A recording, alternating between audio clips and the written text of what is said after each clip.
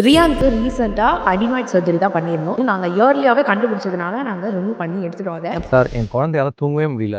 வாய தொறந்து தூங்குறாரு அப்படின்னு சொல்றாங்க. இது ஆக்சுவலா பெரிய பிரச்சனை. மூக்குக்கு பின்னாடி அடினாய்டு அப்படின்னு ஒரு சதை இருக்கு. ஆனா சில குழந்தைங்களுக்கு அந்த அடினாய்டு பெருசாயிடும். அது ஸ்டேஜ் 4 அப்படி வந்துச்சு அப்படின்னா மூக்கு வழியா மூச்சு விடாம வாய் வழியாவே மூச்சு விட்டுட்டு இருப்பாரு. அந்த குழந்தை மூச்சு வாயால விடும்போது முகம்லாம் மாறிடும். அதுக்கு பேர் தான் அடினாய்டு ஃபேசிஸ்னு பேர்.